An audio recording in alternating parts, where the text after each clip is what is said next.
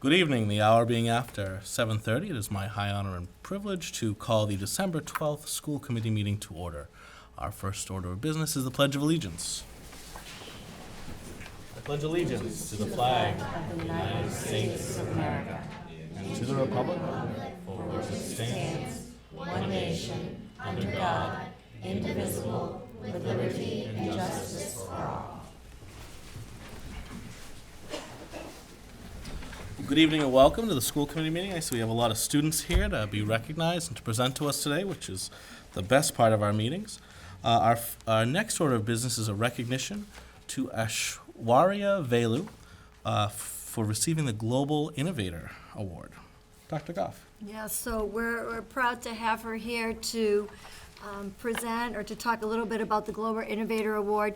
It's presented at the Society of Women's Engineers Annual Convention in Anaheim, California, and it was presented to her on Friday, November 8th. So she's going to present a little bit tell us about the award.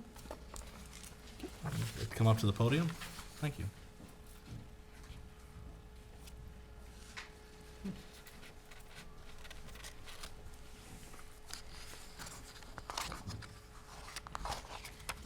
Good evening, and thank you so much for having us.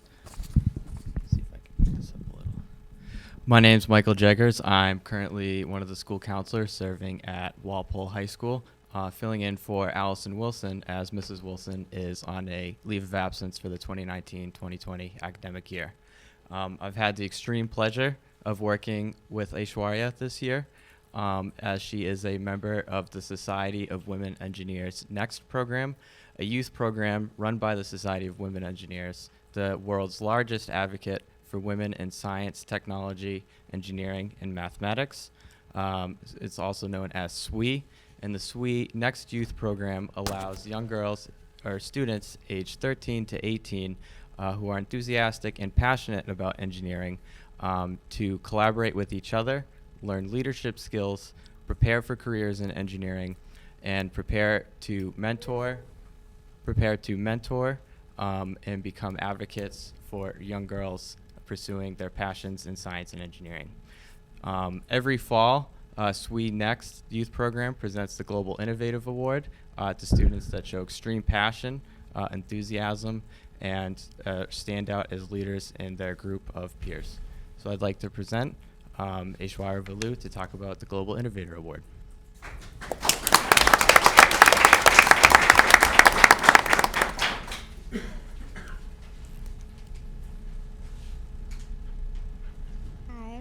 Aishwarya, and last November I was given the pleasure of accepting the SWE Next Global Innovator Award in Anaheim, California.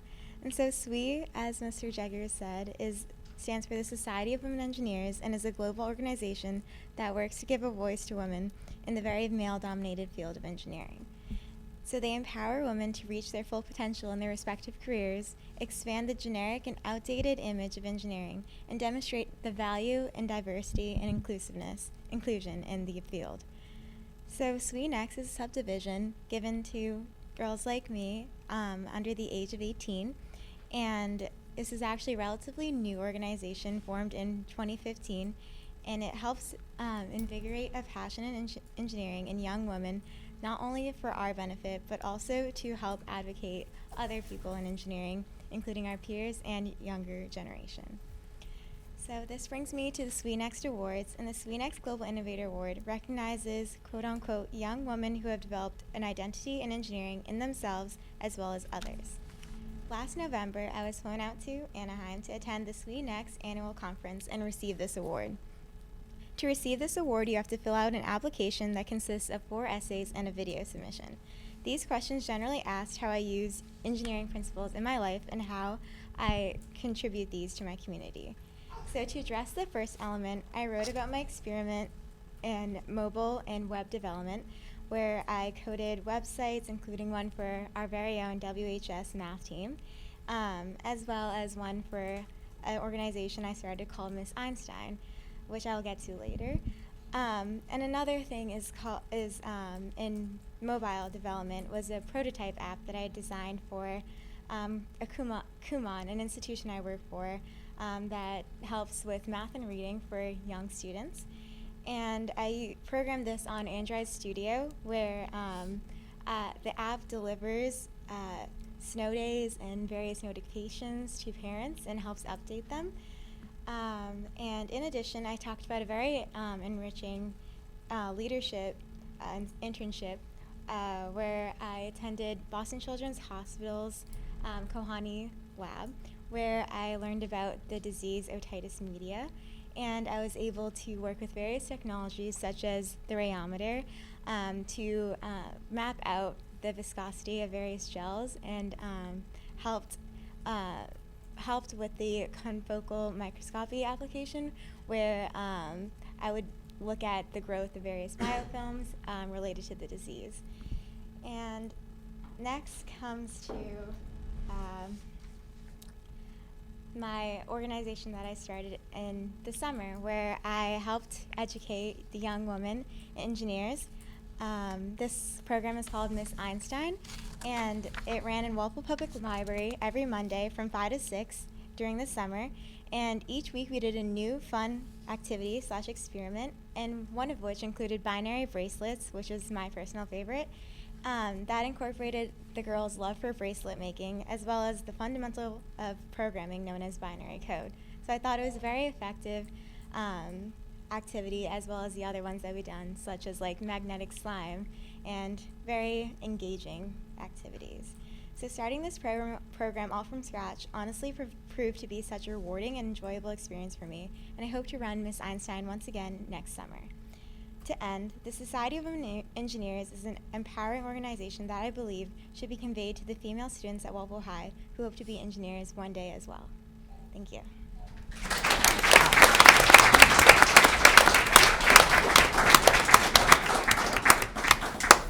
Thank you very much. Questions from the committee? Ms. Muccini. Fabulous work, and congratulations, really terrific. I was just curious, where are you running the Miss Einstein, in case anybody is interested in signing their daughter up? It's at the Walpole Public Library, and this year I think we'll be starting in May once the seniors get out. And so it starts from 5 to 6, and Miss Dean, the founder of the children's program at the library, will be available for more information. Okay, that's great.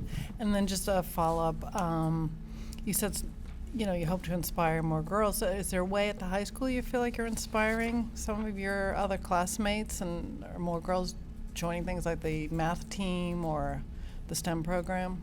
Yeah, I think for WHS math team, we've done a lot of various more like getting more students involved in math team, and I think we've actually had a big turnout of females in the math team compared to males, surprisingly this year. And I think it's a growing interest in STEM and in AP Computer Science, which is a new course instituted at the school. There's a good amount of females in the class, and I think just working together with them, I think we all develop our own identity in STEM. So Great, that's good to hear. Thank you. Ms. Cyrek. I just want to say I work for an engineering software company and walk around, and there are so many men in the office and very few women, so I think it's great to hear about young women like yourself who are engaged and are starting new programs and encouraging your peers and younger women as well. So congratulations. yeah. Mrs. Calhoun. Yeah, I just want to congratulate you. It's extremely impressive. How old are you? I'm 17. Wow, you've accomplished an awful lot. How did you find this program that, that gave you the award? Did somebody tip you off along the way with all of the work you were doing? I actually found it while I was looking for scholarships for during my junior year, for senior year and during college, and I came upon SWE when I was looking for that, and they offer a lot of scholarships for typically freshmen who are entering college. And when I was looking at that, I looked at high school programs that they run, and I found SWE Next, which is their newest division. Thank you for sharing it with us and sharing it with the whole community. That's awesome. Thank you. Further questions? Dr. Goff. Just again, thank you for your dedication and also your commitment to help others in our community regarding engineering. And is it correct that, I mean, very few people receive this award? It said you're only one of 5 high school seniors in the United States to receive this award. That's amazing. That's really impressive. Nice job. Thank you. Thank you very much.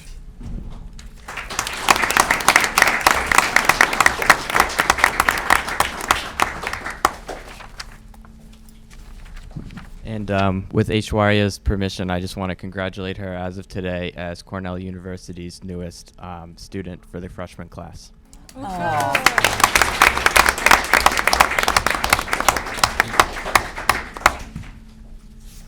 Very good. Our next order of business is Walpole High School student report. This evening we have Representative Madison Field. Ms. Field.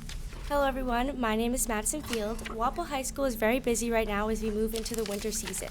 Our winter sports have begun and everyone's first games or meets are coming up. Today the track team will face Weymouth.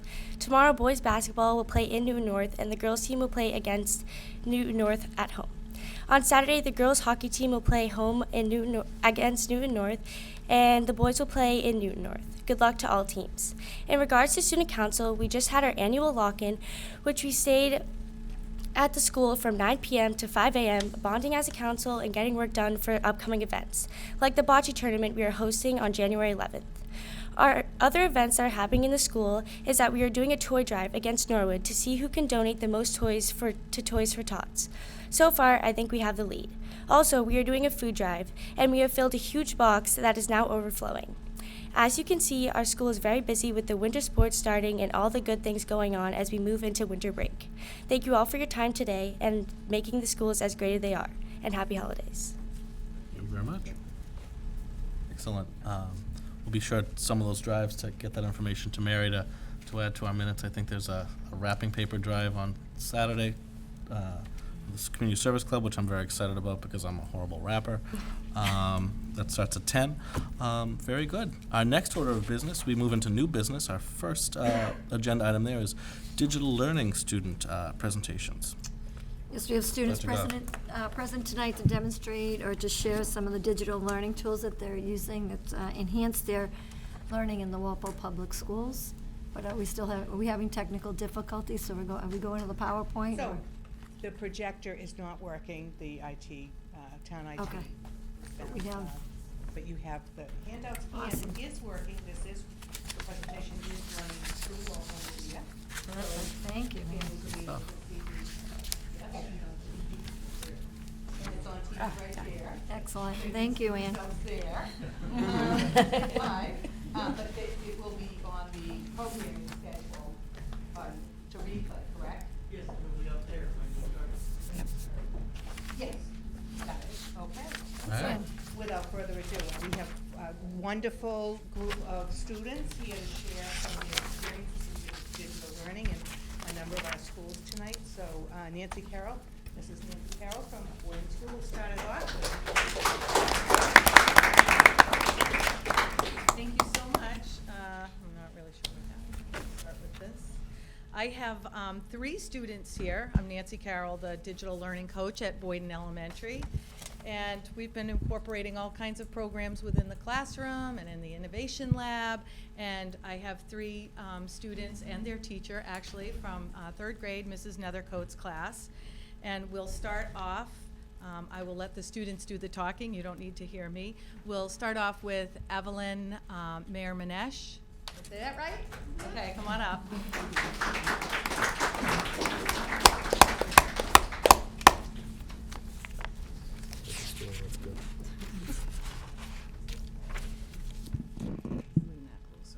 Hello, my name is Evelyn Marmanesh. I'd like to share what excites me about digital learning in Miss Nethercoat's 3rd grade class. I love using the B-bots because we have to work together. It's also fun because if you are the coder, you have to figure out how to get the B-bot to the place you want it to go on the map. We program the B-bots to find vocabulary words. We also created our own math arrays and used those with the B-bots. We do this in the Innovation Lab, where Miss Carroll often helps us. I love using technology in school.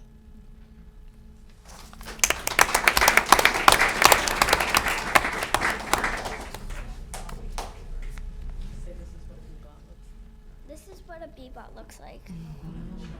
Buttons on the top. And they're buttons.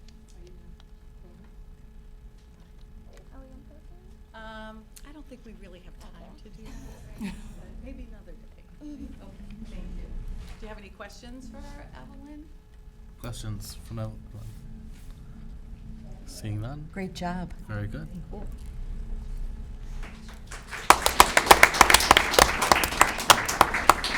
Next up, we have Emma Fleming, who decided she would like to talk about the Osmo program that we use with our iPads. It's a hands-on tool. We're using a program on the iPad, but they also have physical tiles in front of them, and she'll explain a little bit more about that. Come on up.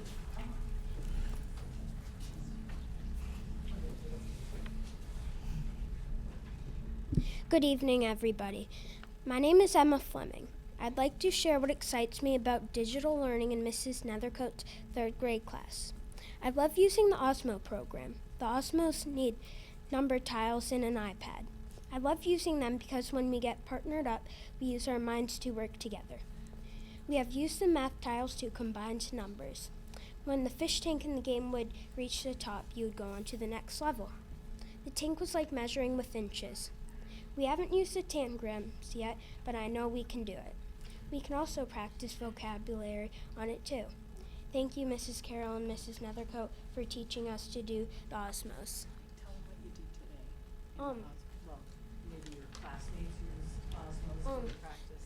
Today, my classmates used Osmo today to practice on coding.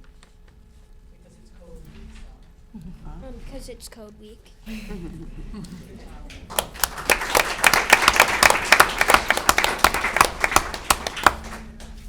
And finally, from Boyden School, Mrs. Nethercote's third grade class, we have Emily Rush, and she's going to talk a little bit about a program that many teachers are using, and I should have said that many teachers are using all of these tools as well within their class or in the Innovation Lab, but she's going to talk about how Seesaw transforms learning from a third grade point of view. Come on up, Emily.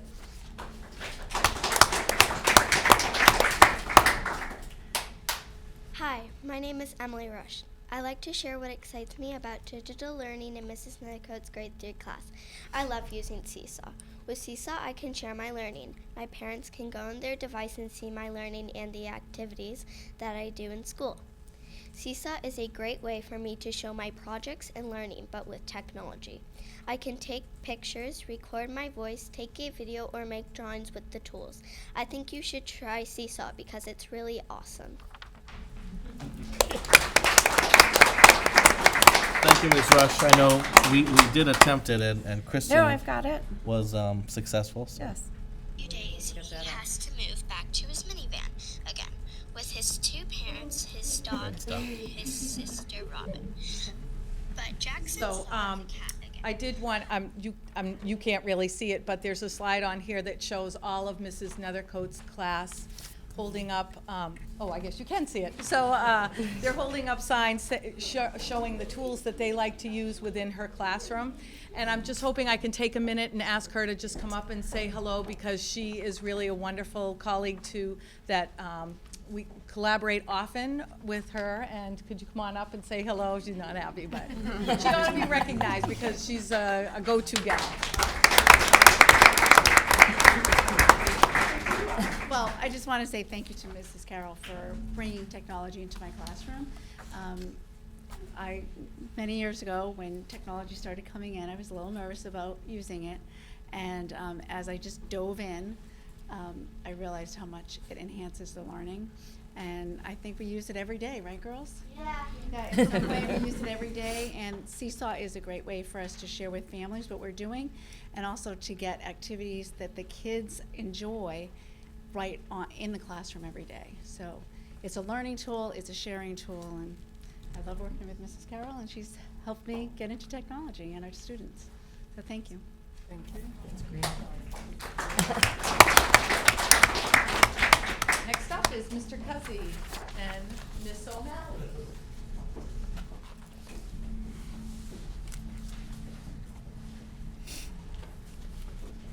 Hi, so I'm Dave Cuzzy, the digital learning coach at Bird Middle School, and today I have with me Charlotte O'Malley. What I'm going to talk about today is a stock market game. It's a little kind of a different twist on digital learning. Just to give you a history of it, when I was first started in the classroom, I taught math, and I needed a way for math to make sense to me. I was not really a great math student, and I needed to, as a student, I always wanted math to make sense or to have a connection, and I'll play with that word in a second. But so I had my kids work on a financial literacy program that was done pen and paper when I first started. After I stopped teaching math, it was something that I thought was a valuable game or a valuable tool, and I taught it during our extensions block, which is a 30-minute period during the day. The students are able to explore different opportunities in the educational setting.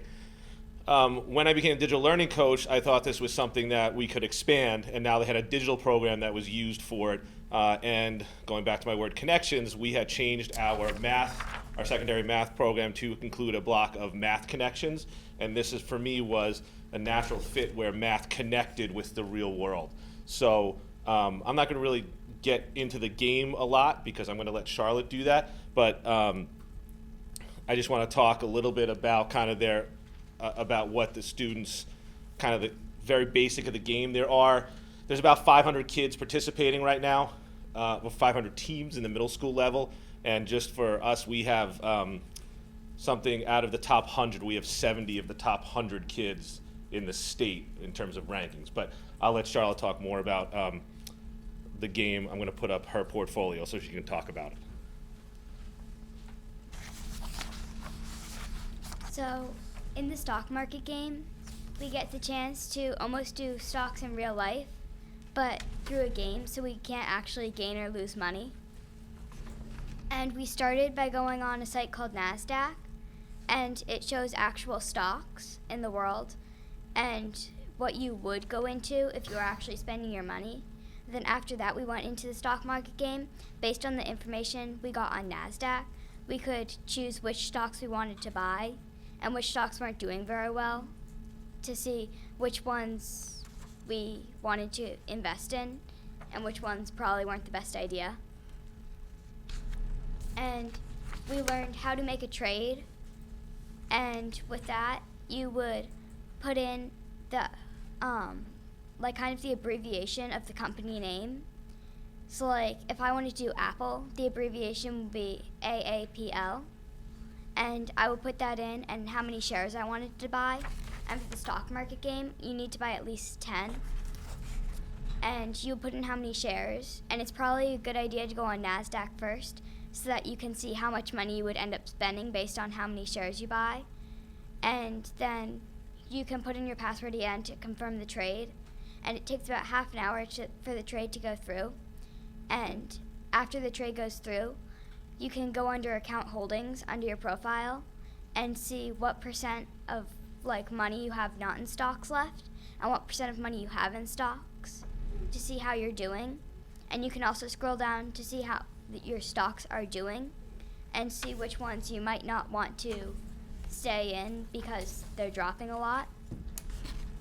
And it also tells you where you are in the state, and also for a different ranking, you can see where you are out of the whole country.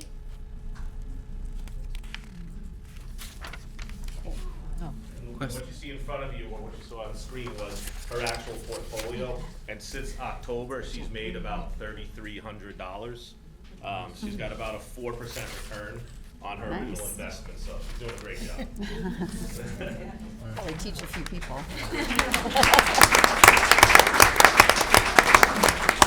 Ms. O'Malley, I know Mr. Fisher, our business manager, is always looking for interns, but any questions for Mrs. Gallivan?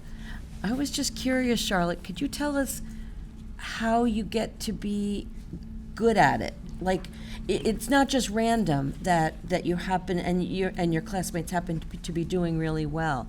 Like, what helped you to decide on some of the decisions you had to make?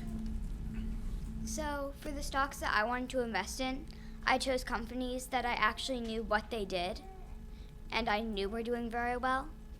Because some of the companies that you've never heard of, you don't know how much money they like usually make and how popular they are. So I would suggest choosing something that you are familiar with and you know a lot of people also like.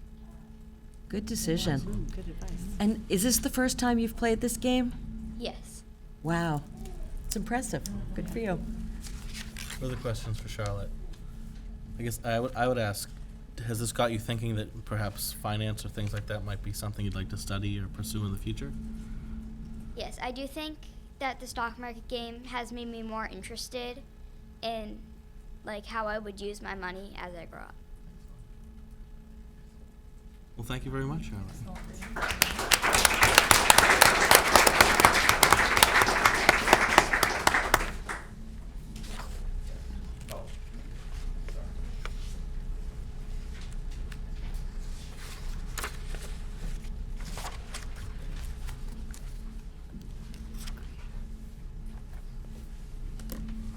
Hi everyone, I'm Kim Farley. I'm the digital learning coach at the Elm Street School. Nice to see you all again.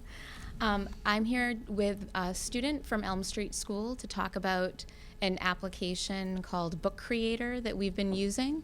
It is a subscription that we have subscribed to this year at Elm, and it's essentially a digital book publishing application that students are using to create their own books.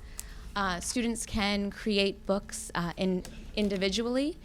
They can also collaborate with classmates on books, and the teacher is able to publish the books and send home student work digitally through email, so parents can see what their students are using and creating in school as well.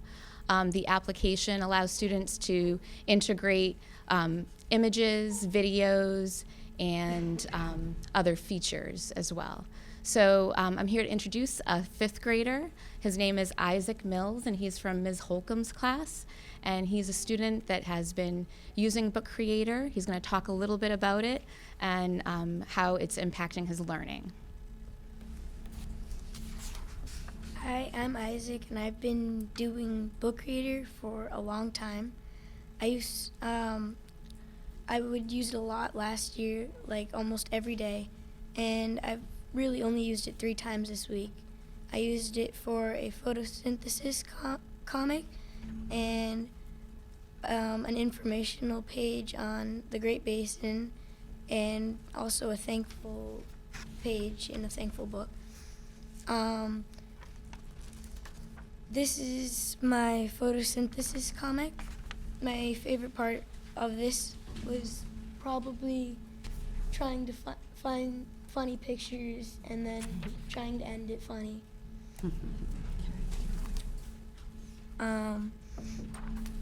This is the Great Basin Project. I did this with 2 other classmates in my class, and they, so I didn't do all of this. This was with my friends, but we had been learning about the Native Americans of North America in class, and we had been given the Great Basin to work on.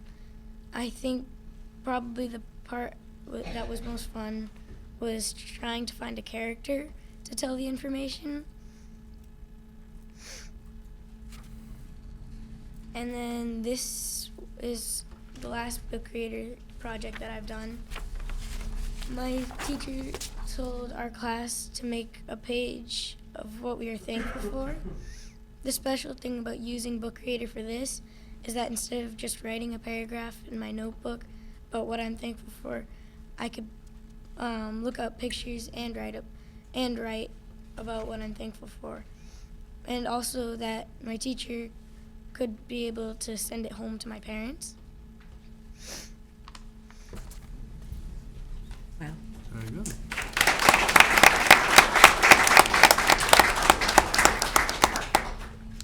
Questions for Mr. Mills?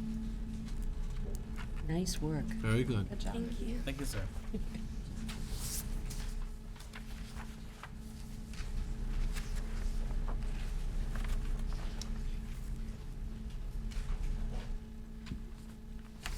Hello again. My name is Jed Stefanowitz from Old Post Road School, and I'm proud to have with me tonight Charlotte Gallivan and Sean Roberts from Ms. Engasser's third grade class. This is Computer Science Education Week, Hour of Code, and an important part of computer science and digital literacy is computational thinking. So what our guests tonight are going to be talking about is what computational thinking, of which coding is a part, looks like, and it can look like in a third grade class. We'll be using our favorite robot, Dash, and Evelyn will invite you if you want to join us to help show what B-Bots can do. So our hope as digital learning coaches is to give opportunities for computational thinking and coding application across the curriculum at all different grade levels. And our guests are going to be telling you how to do that. And since you're so great at supporting learning, be extra great in case they ask for volunteers. You can make their dreams come true. Last time I was here, you learned about our digital badge program. And tonight, a few of you might just earn your credential sticker. So I'll hand it over to Charlotte and Sean.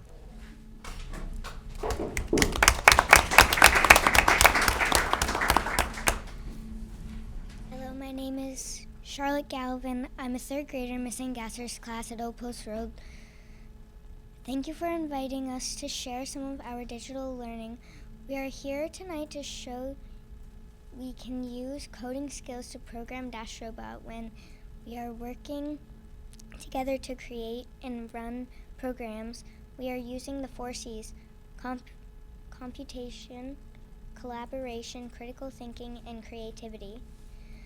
When we design programs for our robots, we are using another C, computational thinking. That's when we look for patterns and create step-by-step problem-solving strategies.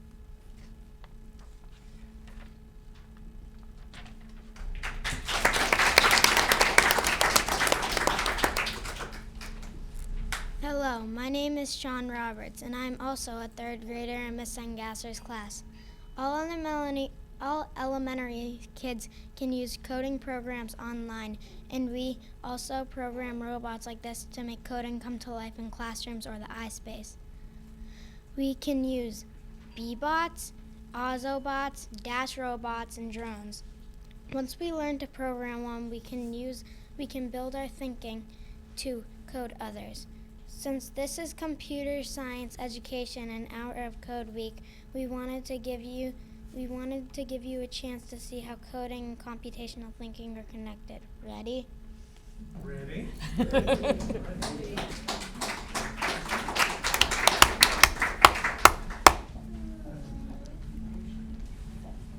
right, who's feeling brave?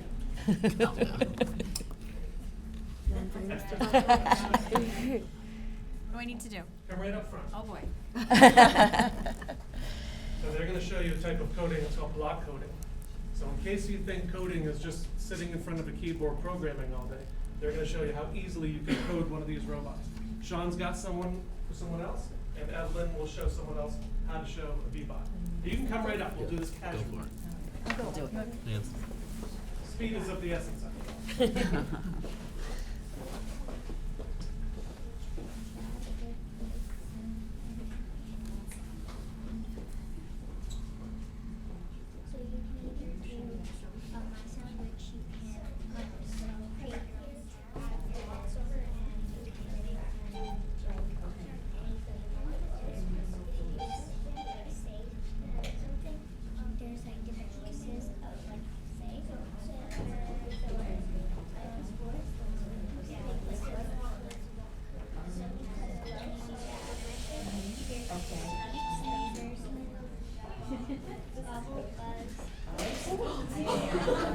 Better watch out.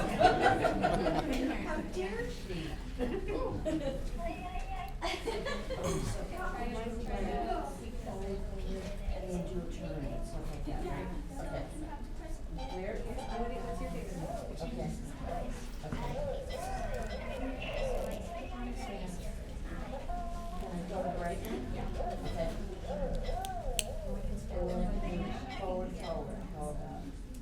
Okay. And press the green button. Okay.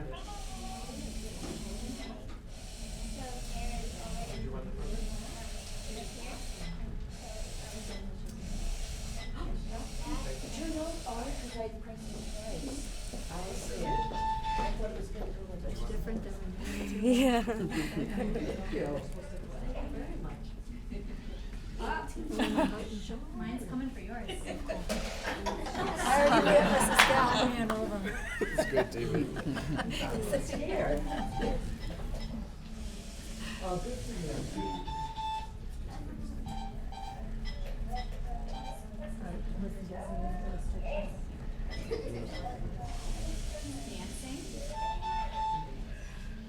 he's gonna run over that baby. Good job, guys. Thank you very much. Thank you very much. Thank you.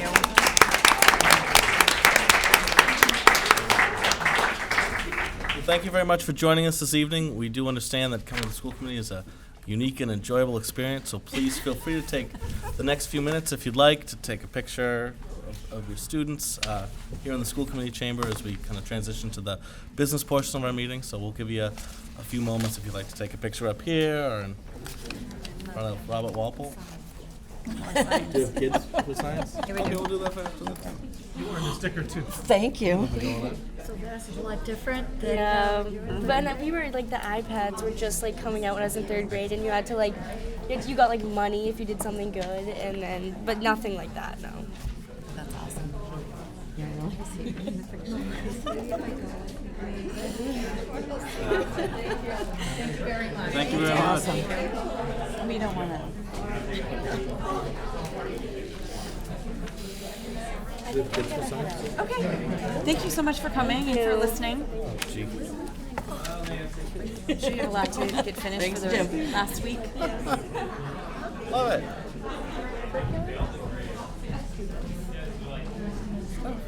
Yes. Oh, yeah. Yeah, let me just send them all to you.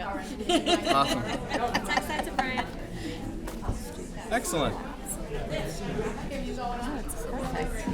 Maybe we have some next winners in the audience. These young women. Maybe they'll, I gotta reach out to the woman who won. Maybe she can do an internship at Solidworks. It does make everything so Yeah. more You reach out to Mr. stuck in your mind. Yeah. And I was thinking out loud that my kids, they were. Excellent. Exactly. It's You cool. never know what direction. Right. Right. No, and that's just, where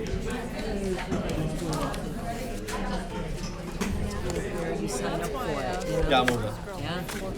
Excellent. Our next agenda item is our science curriculum update. We have Ms. O'Malley, our science department chair, with Mr. Kajowski and Ms. Naismith to present tonight and give an update with respect to the high school and middle school science curriculum. Students are also present to talk about their individual learning experiences. Amy, do you want the stool or no? Okay.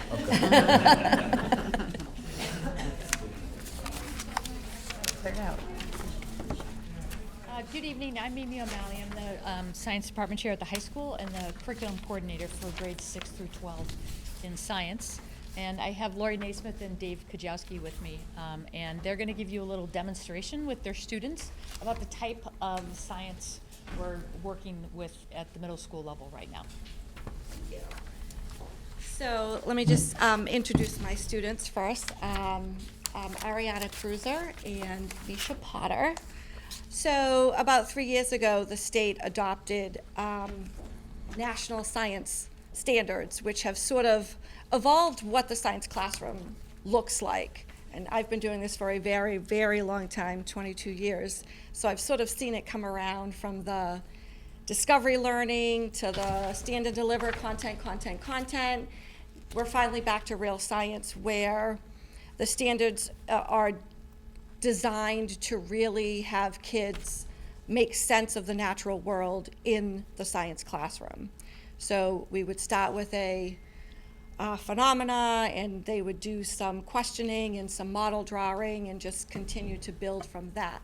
So we have a little demonstration back there. There's a can of Coke and a can of Diet Coke and a bucket of water. So I'm going to let my teaching assistants kind of take you through what we did with that.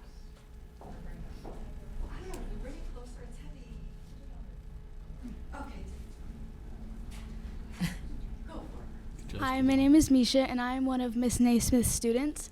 So the other day I walked into the classroom and I saw on the top counter that there was a bin of water with 2 cans in it, and one of the cans was a Diet Coke can and the other was just a regular Coke. And I realized that the Diet Coke was floating while the other Coke was sunk to the bottom, and I was confused at first. And basically what Miss Naismith wanted us to realize is why one of them floats and the other one sinks.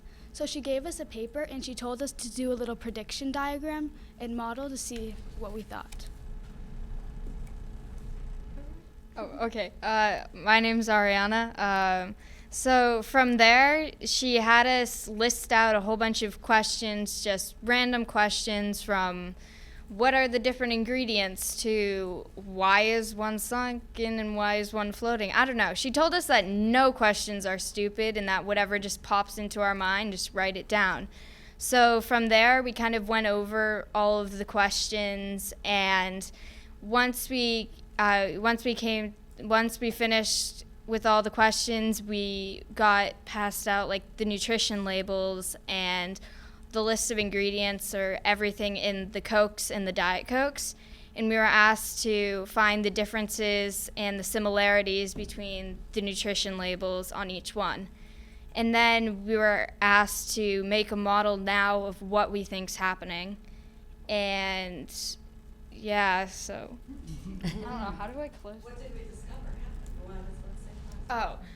So at the end, we found out that the reason that the regular Coke is sinking is because it's more dense than the water, and the reason the Diet Coke is floating is because it's less dense. So, yeah. Cool. What was the difference? What was causing it to be? How did you figure out what was the difference between the two?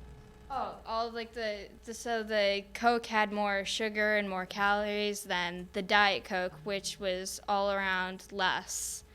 And yeah, so everything. Yeah, it was less than like everything, and there were only 2 things that were even close to being similar. One of them was sodium, and the other one was what was the other one? The sugar. Yes, those 2. Okay. Cool.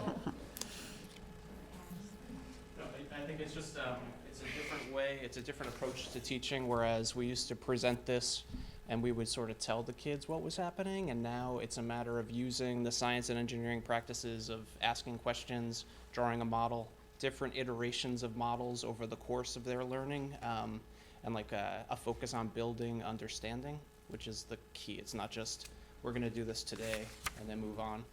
We'll do this and then we'll approach another sort of phenomenon that has to do with density, and then sort of see how they're connected. And it's that constant building instead of just learning it and moving on. So that's the key to the new standards.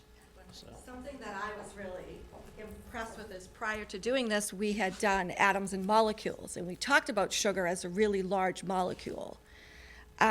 So I was able to go back to atoms and molecules and remember how big the sugar molecule is, and it's so heavy, 39 grams, and there's like 1,000 sugar molecules in 1 gram. So then we're talking 39,000 grams of sugar, and they're like, oh, and it's all packed in that 1 can. So maybe they didn't really say the word density, but we're sort of like, we're starting there. So then the next day we'll do something else and keep building, so. Good job. Wait, can I say something? Yes. Go for it. Yeah. Okay, cool. So just to add on to what they said, it's kind of like less talking to like a brick wall when teachers are kind of just standing there and be like, okay, so we're going to learn about this today, blah, blah, blah, blah, blah, blah, blah. And they're just like speaking at our faces, whereas now we're able to do something, then we're able to understand it, then we're able to apply it to different situations and things that we do in science class. And it all just kind of like connects, so it makes more sense. Actually, very little. Excellent.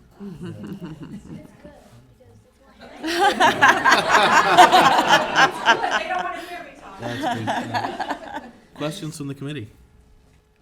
Mrs. Gallivan. Just more of a comment. I think you guys are a great commercial for what is happening in education today. I think that a lot of people don't understand what you just explained beautifully. So thank you for doing it. It really, it shows people who haven't been in a school recently that you're expected to learn a lot, and that the learning comes in a little bit of a different form, but that's more meaningful. So, great job. And the teaching does as well. I mean, like I said, from the facilitator to the stand and deliver and back to the facilitator, it's a change for teachers as well. So the teaching and the learning is very different.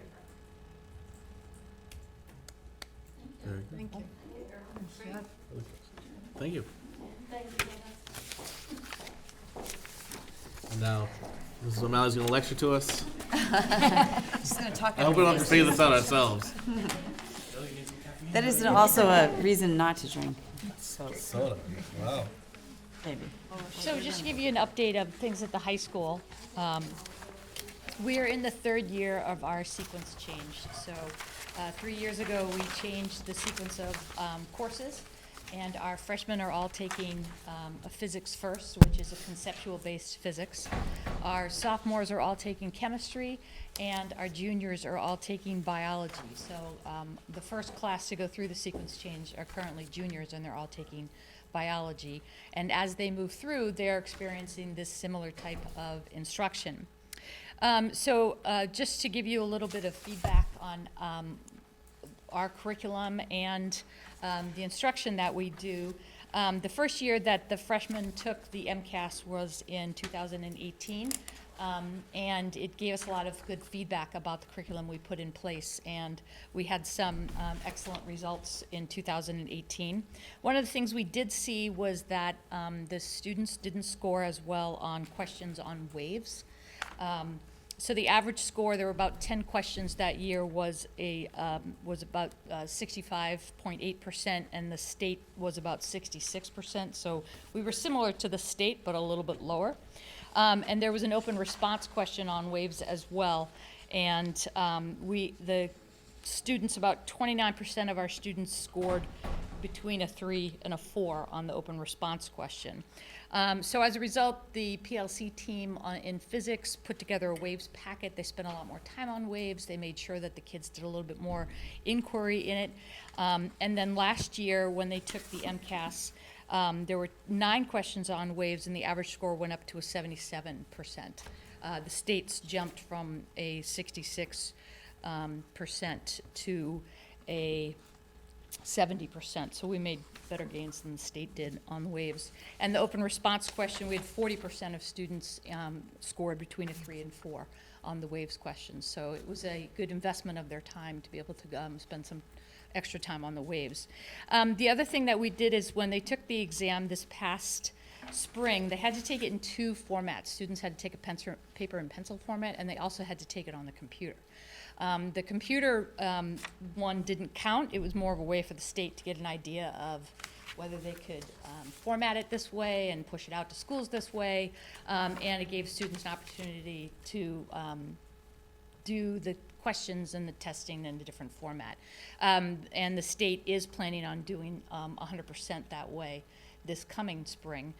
So what we have planned is a lot of the teachers are using Google Forms and other technologies to develop their in-class assessments using the exact same format. So kids are going to be taking more of their class assessment unit tests online in a Google form in the quiz mode, so they won't be able to access anything else. So it'll look a lot like the MCAS questions. So they'll be more comfortable doing that that way. The other thing is we've noticed on some of the practice tests that the state has put out, they've included some nuclear fission and fusion questions. Even though it's not specifically stipulated in the standard, it is an example. So they've made sure they've cycled through that a couple of times just in case it shows up. And then additionally, some of our other classes, we continue to incorporate more inquiry-based labs similar to what they do at the middle school. A couple examples is we've had students who are doing a photosynthesis lab. They were looking at the time it took for different, they basically hole punched leaves, and the time it took for them to rise was a direct correlation to the rate of photosynthesis. And then what they did was they changed the variable. So they changed pH, or they changed surface area, or they changed wavelength, or they changed the distance from, and then they tested to see how it affected the rate of photosynthesis. So it's getting away from cookbook labs and the kids testing variables so that they have no idea what they expect to see in the end results. one of the things that the change in the sequence has enabled us to do is by putting biology in the junior year, we've been able to really allow for a more in-depth study in biology. So we're going to incorporate more chemistry into it because now the kids have had that. So when we're studying biological molecules or we're studying DNA, we can talk about bond angles, we can talk about the chemical reactions and those kind of things. And the kids were limited in that, having not had chemistry before. I think it's a sequence change. The teachers are getting used to it, and I'm excited to see how we're going to continue on. Questions to Ms. O'Malley? I just have a couple. It's very exciting. It seems we're really getting into the swing of the new schedule. It's more of a kind of a high-level question. How do you find, I know you've talked about being very responsive to the things we see on the MCAST, as well as pushing for a more inquiry-based. How do you kind of square that circle with some of the curriculum you're trying to get to? It's difficult because inquiry takes a long time. Right. So there are sometimes, instead of leaving things completely open for a few days, generating questions and continuing to cycle back, sometimes what we'll do is we'll start with the phenomena, we'll have the questions, and then they'll do experimentation to try to find the answers, and then collectively come up with conclusions on a smaller scale, as opposed to setting an entire unit based on a phenomena, which they have a little more time to do that at the middle school level. From the example, it seems like we're doing a good job of trying to do both of those things, so that's exciting. Yeah, it's a challenge for sure. Yeah, well, it sounds like it. Yeah. Further questions from the committee? Ms. Wuccini?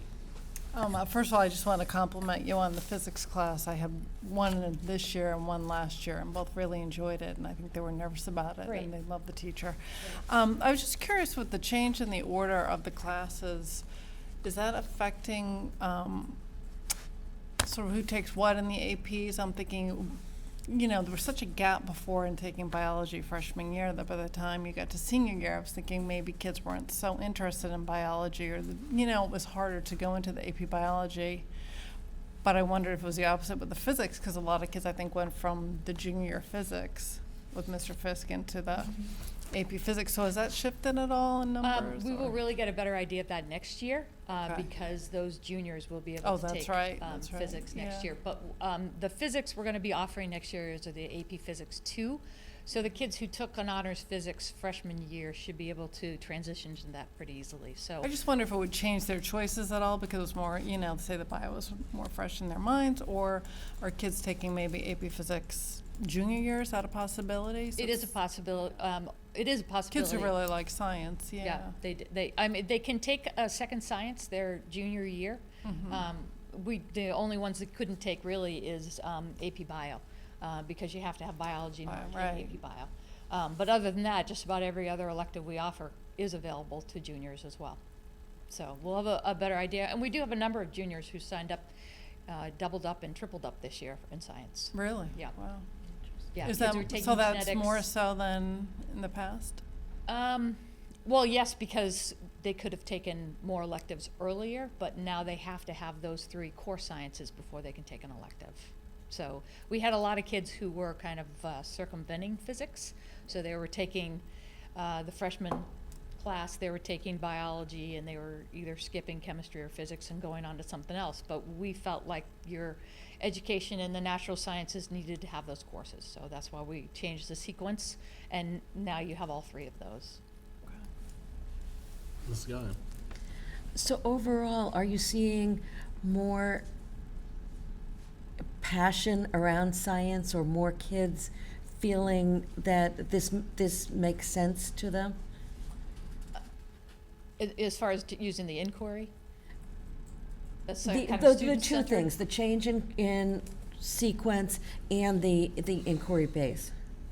I would say so. Again, we'll have a better idea when those kids have gone through all 3 courses and then can Right. take the elective courses next year. But I've definitely seen an increase in the number of kids up out of their seats actively doing science as I walk around the department. And when I walk into the classrooms and I ask kids, what are you doing? They can tell me, and they have a pretty good sense of why they're doing it and what they're investigating. So they'll be telling me, Well, we decided to change this variable. I was looking at a environmental science group, and they were looking at, they had a plastic bin of water, and they had a blue ice cube, and then they had hot red a dropper bottle with hot water in it, and they were looking at when it hit purple, how the convection currents changed, and they could decide how they wanted to manipulate it, and they thought it was really, really interesting. So.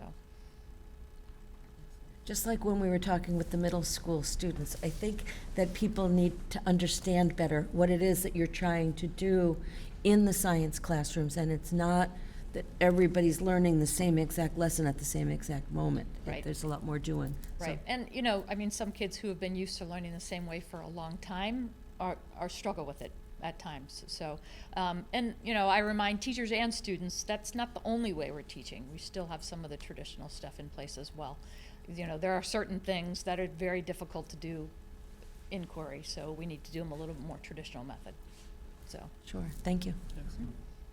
Yes, Dr. Goff. Yeah, I just want to thank you for your hard work and effort. You've always been at the forefront of our changes, and you're in classrooms all the time. I've seen you at the middle school for many years, and you're always making sure that there's teaching and learning going on with the students and talking with the students, but at the same time, you do a great job supporting our teachers to make sure that they have the tools, the skills, and the resources so they can transition right from the middle to high school. So, thank you. Thank you. Anybody else? Seeing none? And this NGSS, is this just informational or? Yes. Excellent. Yes. Thank you very much. All right, thank you. I have a request to take agenda item 4 under new business out of order. If I have unanimous consent to do that, we will move on to Daniel Feeney preschool tuition discussion. Sorry, Mike and Stephen, you're hanging around a little longer. All right. Are there 3 different things? No, each packet is theirs. You can Oh, pass that. fair down. enough. Sorry about that. Oh, my God. Good evening. Good evening. Yep. I'm Julie Martin, Director of the preschool, and we're here to discuss an increase in the tuition, possibly, and this is a result of Dr. Rhonda Taft-Farrell in the fall did a review of the preschool program, which we will go over with you in more detail at a later meeting, but one of the recommendations was taking a look at the tuition at Daniel Feeney comparative to other surrounding communities, because it has been since I believe 2012 since our last increase in tuition. Our program is growing. We currently have, we had our 83rd student start today. Her first day of school is a 3-year-old. So we wanted to take a look at bringing our tuitions more in line in an incremental way. Because we have, we'll have 33 children that will be returning to us next year. So just taking a look overall at the programs, taking a look at, you know, the needs of our students, and just to explain our preschool, it's an integrated preschool program. So all of our classes are made up of students who we call either peer models, community peers, and students with special education needs. And there are regulations by the state that every classroom must have one more peer model than a student with special education needs.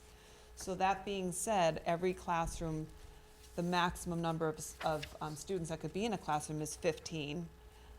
So that would be 8 peers, and then students with special education needs, that would be the maximum. We currently have,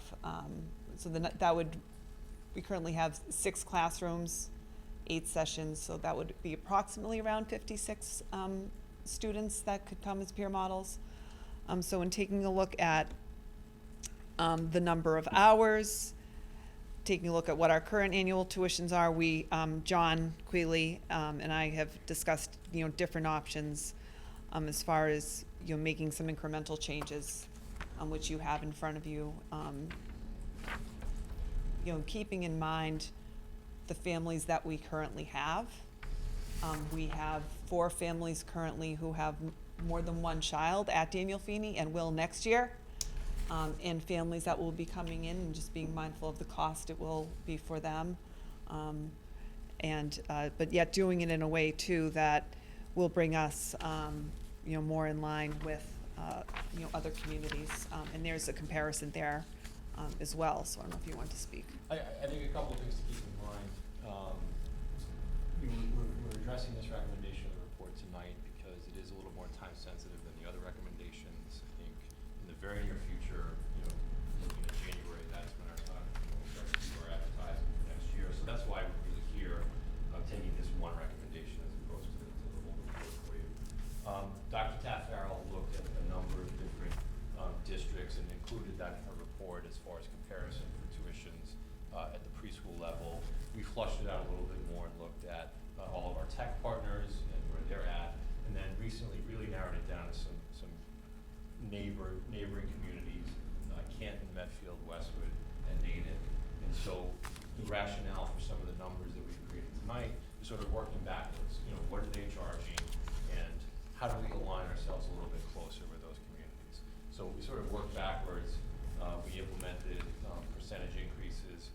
We've offered 3 options for you to consider between tonight and maybe your next meeting. They are keeping in mind the current consumers of the program, so the more modest increases are up front with bigger jumps in year 3. All 3 options are spread out over 3 years. Thank you. I think as you articulated at our first sort of budget workshop, we identified this as something that if we are to address it, needs to be addressed in a timely fashion. We want to be very cognizant of the planning of parents in the new year. Right, because this is, people are looking at programs now, and a lot of others, so they're taking a look at either other communities or other community preschools, within Walpole, and really after the first of the year is when we'd be looking to open the applications. Understood. For the next school year. Very good, and I want to thank you. I know we met last week on, was it Wednesday or Thursday? Thursday, and we're here a week later, and you've given us 3 options. Just as a point of sort of public information, we treat this as a first reading. We don't decide things of this gravity in one meeting, and I think just for looking at the calendar would be probably the January 9th meeting where we would take this up again, given its time-sensitive nature, which is about a month. Hearing that and just kind of putting the parameters on it, if the members of the committee have any initial remarks, Ms. Sarah? I have some questions, and it might be that I missed them because I stepped out for the concert. The comparison towns, those are similar integrated preschools? Yes. Okay. And then are there other options in town? I know we've got the South Walpole preschool, but if you were sort of a special needs or a student that had some learning disabilities, would there be another option? I mean, Feeney's the one that you hear. I know not every sort of regular preschool has that option, so I'm just sort of wondering, is this the best option for those students, or is there a similar school that we would compare in Walpole? I mean, as the public preschool in Walpole, that's our mission, is Okay. to educate students with special education Sure. needs. And so all of our teachers are either moderate or severe special needs teachers, and then, of course, all the related services, speech and language, and OT and PT. And there isn't something else that would be comparable in Walpole that we know of? Because I'm like thinking, these numbers would compare, a Walpole student would go to the Medfield Integrated Preschool. What would their other options be in Walpole if we're looking at, competitive, so to speak? Nothing that I'm aware of. Okay. That would provide the credentialing. Sure. And the expertise of the teachers, the related service providers, Yep. and things like that. I know the models don't necessarily access that. Yep. But they are there. Not that I'm aware of in Walpole. I think we picked other towns because it is sort of apples to apples. Sure. Yeah. That makes sense. And most of them have similar offerings. They all have half-day AM offerings, PM offerings, and full-day offerings. Okay. So we built our structure based on those comparisons. Okay, thank you. Further questions, Ms. Denizio? I'm wondering if you can talk us through how you arrived at the 3 options for increases in terms of the percentages? Did those numbers come from Dr. Taft-Farrell's report, or how did you land on these three? Yeah.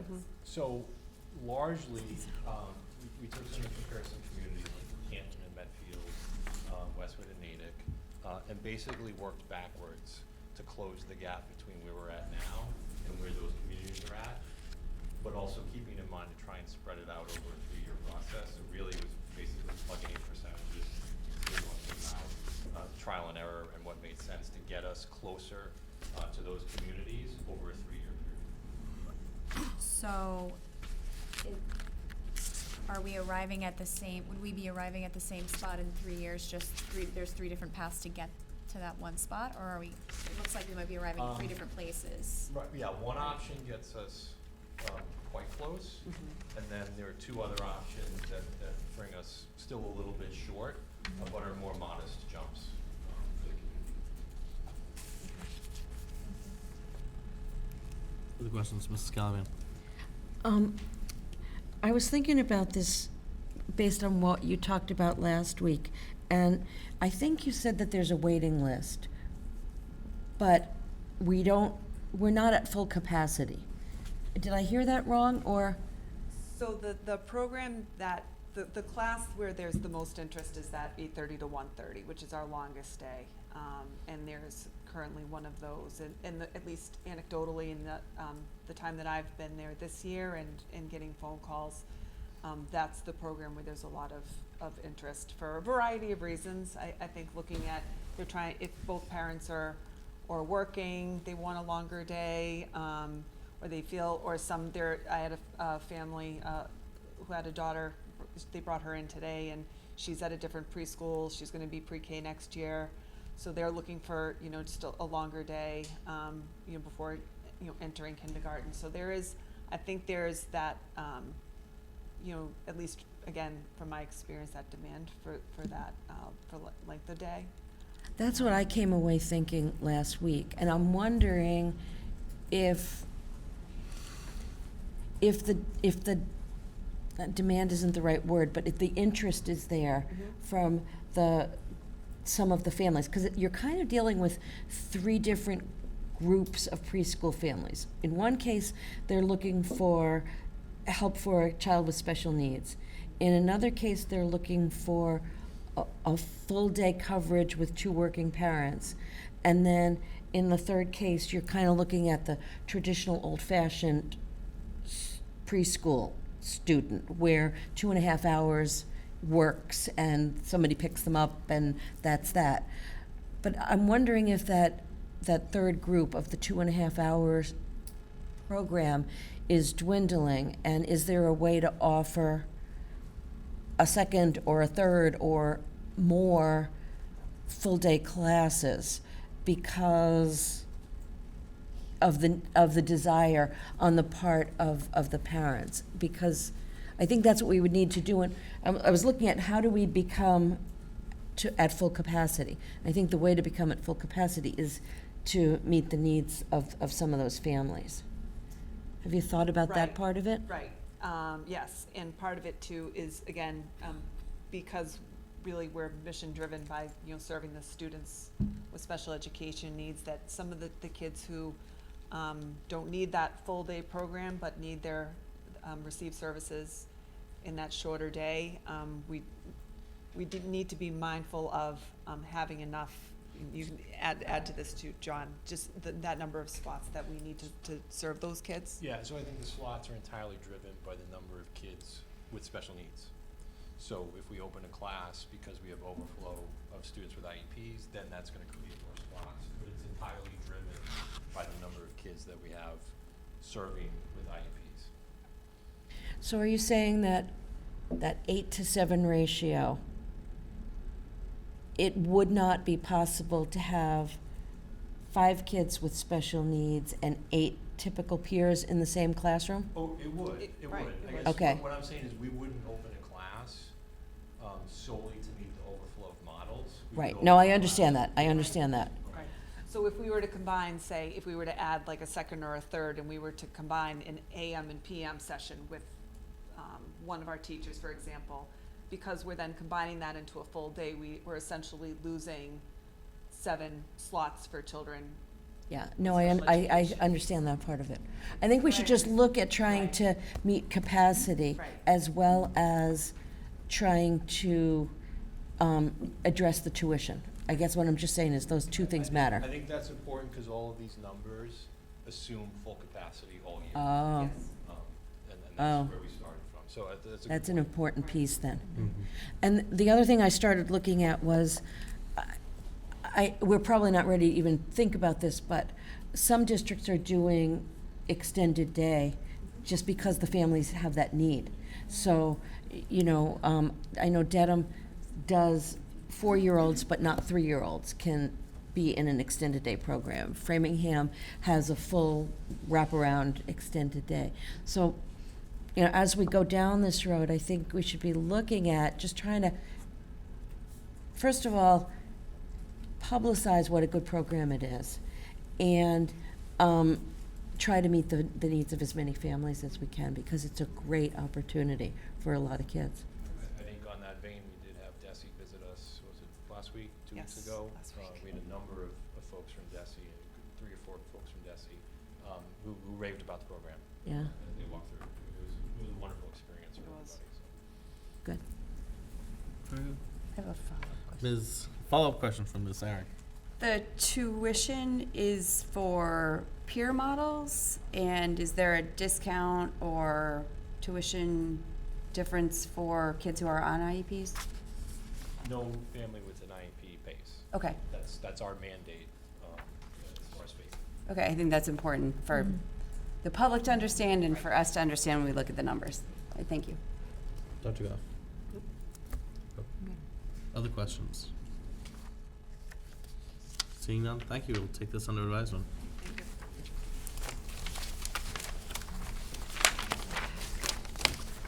We'll move back to agenda item 3 under new business, strategic plan goal 4 update. Steve and Mr. Frisha. Come on down.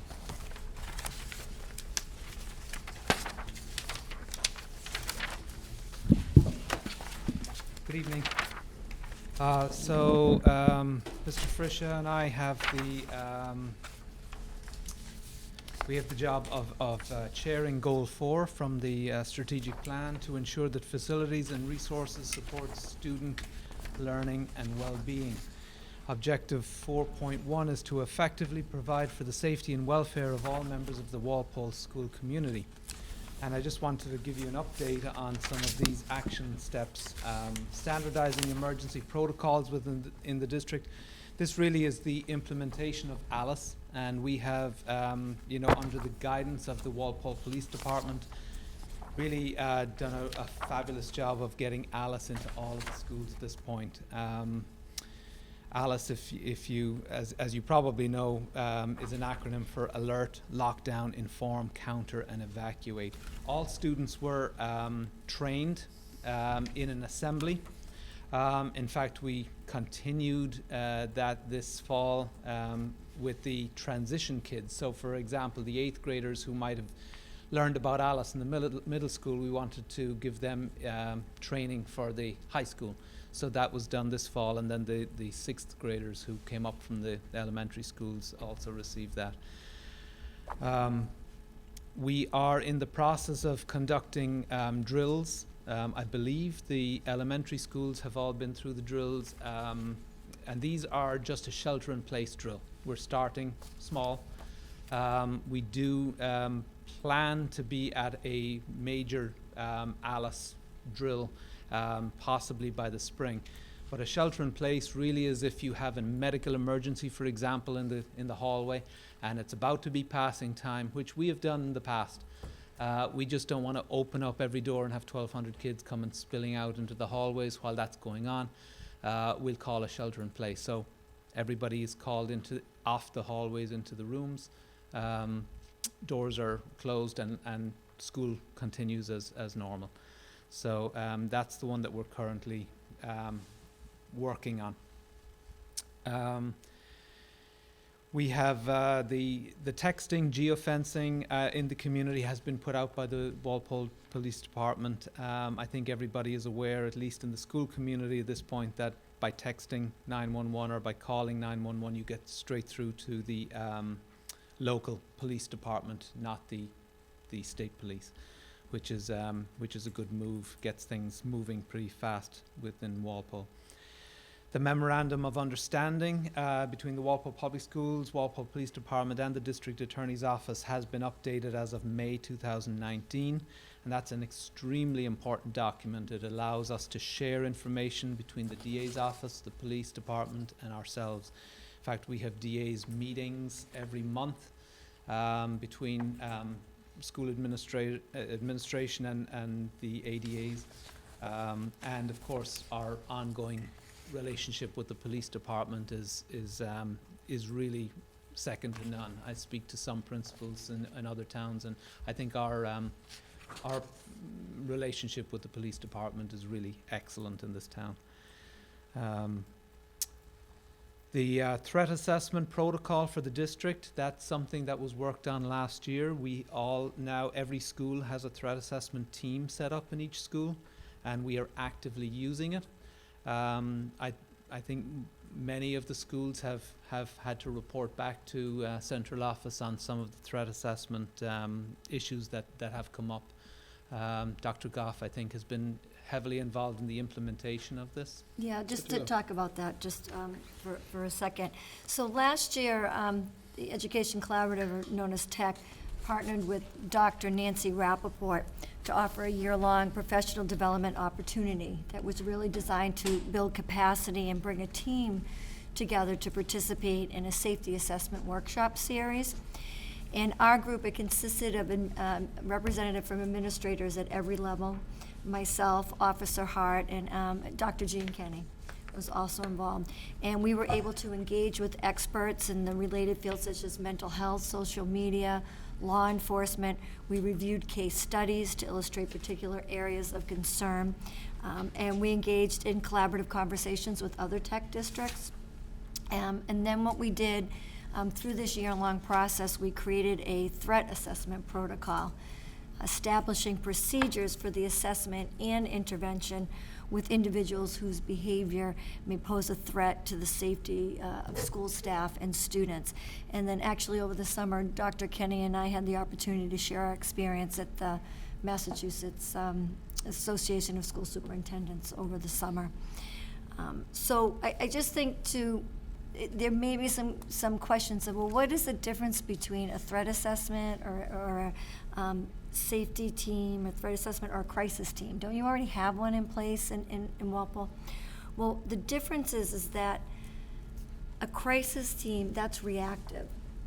The threat assessment is proactive. So the threat assessment really represents an important component of a comprehensive approach to school safety, and the National Association of School Psychologists really indicates that a threat assessment is the prevention strategy. So that's the preventative measure. The crisis is the reactive.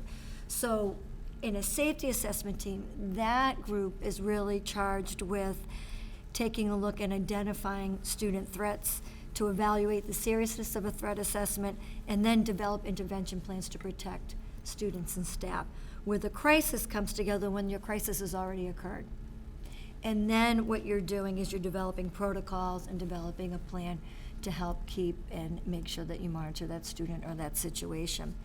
So at that point, that's when we develop the threat assessment and determining the different levels, the threat assessment team and the safety assessment team, the questions that were modeled after the 11 questions of the Secret Service. So it was just a compilation of all of these, the process, the roles and responsibilities, and the involvement of the administration, law enforcement, and with the guidance of Dr. Nancy Rappaport. So we put this together, we brought it to the Leadership Council, we reviewed it, went over it, tried to see if we needed any revisions, we edited it, and then each school created their own safety assessment team. So then, if there was a possible threat, they would meet at the team. There are different levels of screening, and then based on the levels of screening, it's really a very, it's really designed to have a systematic means of gathering information and communicate to other people, and the need for immediate action. And then based on that, we'll continue to review it, review our process, our protocols, and then make any adjustments mid-year, this year, mid-year, and at the end of the year. So we have found it to be extremely valuable. A lot of work. It was a year in the making, and a lot of work with the administrative team, and I thank the safety assessment teams for really doing this proactive and preventive measure. Ms. Gallivan. Can I just ask, Dr. Graff, the threat assessment practice, I understand, in the very severe case, you may need to remove a student, or a student may need, to be treated outside of the school district. But what are some of the other things that we have, and do we have enough of them to help in a situation where a student is brought forward as a concern, but they're not that extreme concern? Do we have what we need to help get a student on track? Yeah, it's part of the resources in this protocol. You bring together in your team with your psychologist, your counselors, your administrator, your school resource officer, and then that will trigger other resources, whether it be different crisis centers that you can pull in to be able to help the student in working with the parents. So there's different community resources that are out there that you're able to call and pull together in order to make sure that you're helping the student, and then also looking at the different inquiries or threat assessments, depending on the level of screening and the level of need for that student, where we're able to send that student and get support for him or her. So it sounds like overall, you feel like we have resources for the need at this point. We do. I mean, when you look at, what we have in terms of, we're fortunate to have a psychologist at the middle school of each building. Right now we, thank the support of the town for the additional 2 adjustment counselors at each building. But would it be helpful to have one at every building so that person isn't bouncing back and forth? Of course. Yeah. Because, they're keeping the data, the principals are keeping the data, and we know that mental health is on the rise and continues to be on the rise. And the counselors are doing a fantastic job. It's just making sure that we secure the positions at every building. Thank you. Further questions? Seeing none. Steve? So, moving on to the action step number 6 is to continue to improve upon security technology within the school offices, buildings. We continue to add cameras, security cameras. In fact, we've got a number of cameras going into the high school, into Elm and Boyden in the next couple of weeks.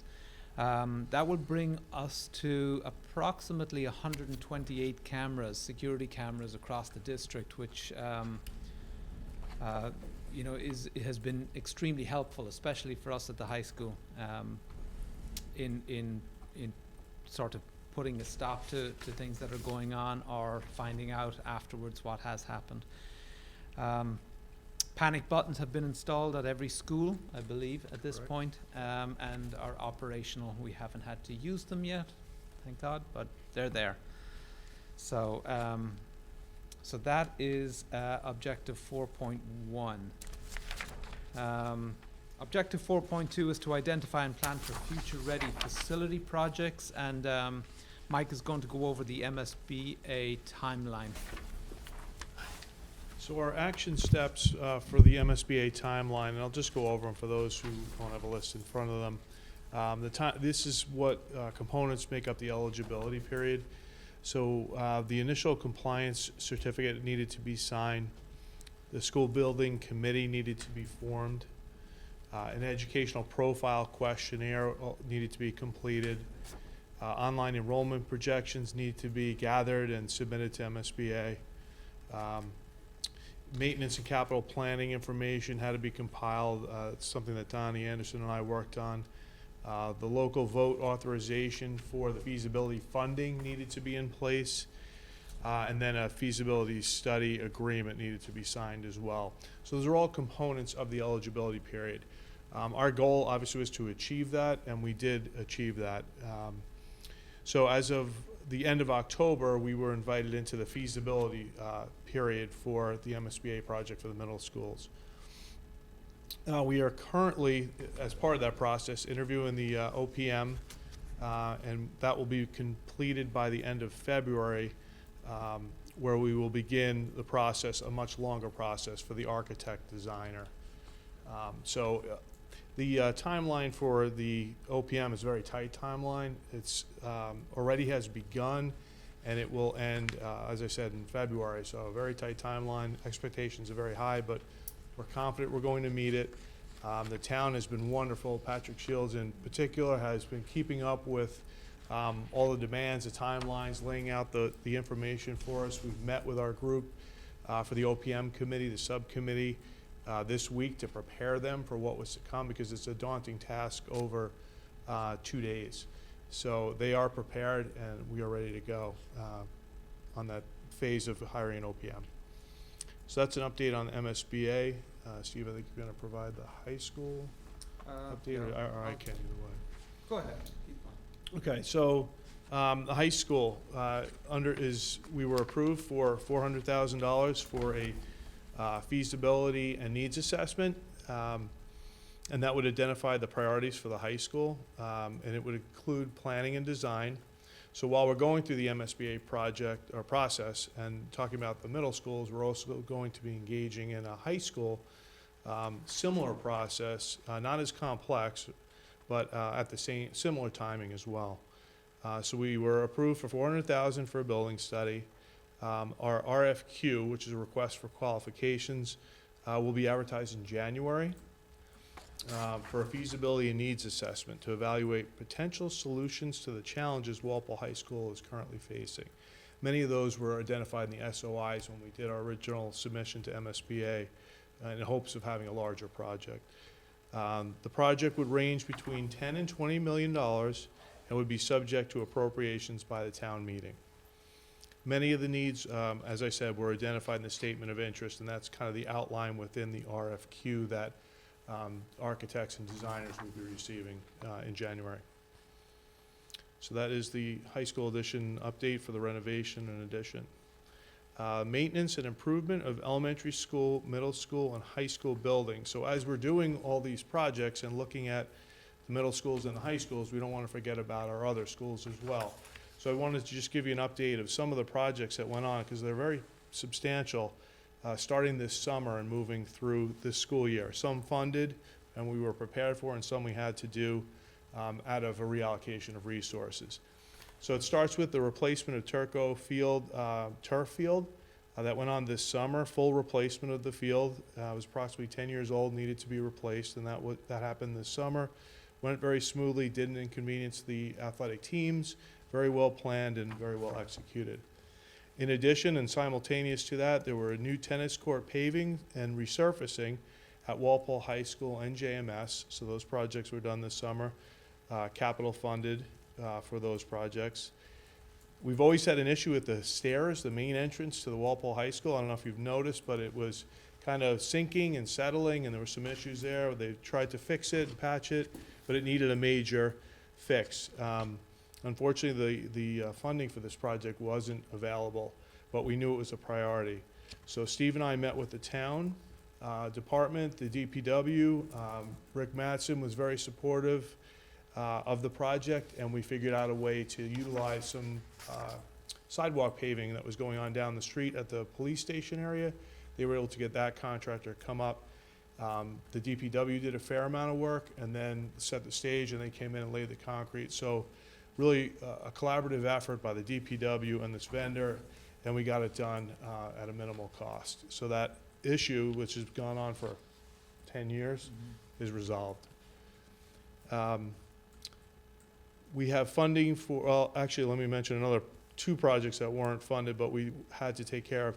Our PA system at Walpole High School and at Fisher Elementary was similar in age, very old, outdated, and were failing.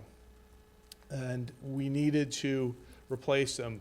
It kind of came up suddenly, so we weren't prepared for a capital fix for this, but we realized that obviously a PA system is an important part of communication in the building. So I spoke to Steve. We figured out a way to time this out, to do it within the school year, and I was able to reallocate some funding and take care of the PA system at Walpole High School. So it's fully replaced. I think it gives some additional functionality. We're just finishing up. It also allows us to fix the clock situation up there, so we're doing some repairs there. But I think it'll be a nice system going forward that'll do all the things we need for emergencies and those types of situations. We also fixed the one at Fisher Elementary, which failed, and that has been fully replaced, again, with the reallocation of funding. This project going on currently, which was capital funded, was a new lobby at Old Post Road School, $225,000 dedicated to redo the entrance to that building. When you open the doors, it's not very conducive to air conditioning or heat. It's just never been a nice, secure office that has the amenities that all the other schools have. So the town agreed with that, and they have brought in a contractor who's going to give estimates for doing the work. The $225,000 was dedicated to that. A partial roof replacement at the high school was $250,000. That's getting done through capital funding as well. And then a set aside each year. They seem to do about $75,000 for windows and floor replacements throughout the district and some other town buildings as well. So really, the town has been very supportive of our buildings and our infrastructure, and continue to maintain them well. Okay.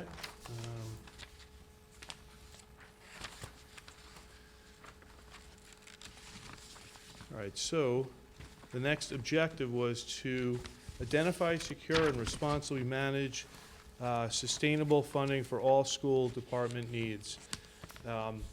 And the first action step was to build community support for the middle and high school projects. The evidence of that was approval of the $1.5 million for the feasibility study for the middle schools. School building committee is that we had just formed relatively recently, has representative members from groups such as the Board of Selectmen, the FinCom, the Permanent Building Committee, School Committee, and members of townwide administration. So a very broad-based representative group from each part of the town. We created a website, or a portion of our Walpole Schools website has a tab for communicating the progress on the MSBA project, and as we move through these phases, we are continually updating that to keep everyone apprised of where we are in the process. Once the OPM is on board, which should be in February, they will provide additional help for us in communicating where we are in the feasibility phase and throughout the project as a whole. And there was, again, the $400,000 approved for the needs assessment at Walpole High School, all evidence of support from the community for our needs as a school district. Action step 2, enhance non-appropriated revenue sources. So, for example, revolving accounts, grant funding, and et cetera. We recently hired a new extended day director, Devin Clifford, who has already hit the ground running. He's increased PD that's being delivered to the extended day staff as well as our own staff, which would be our recess aides, and that was an area of concern we identified last year. He's already begun that training, and it will continue to train. He will continue to train other staff in our district as well. We made some enhancements, some investments into the Walpole High School auditorium, specifically stage lighting.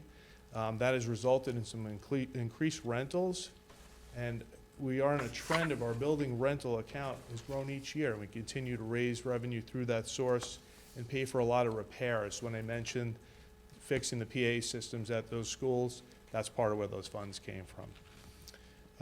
We continue to tuition in foreign exchange students. Steve at the high school has done an amazing job bringing in these kids, offering a wonderful opportunity, and yet collecting a tuition that helps offset some other unanticipated costs as well. John Quealy was here earlier. He's always looking for tuition opportunities for special ed students from other towns. So we have one student currently, and we're always looking for more that we tuition in.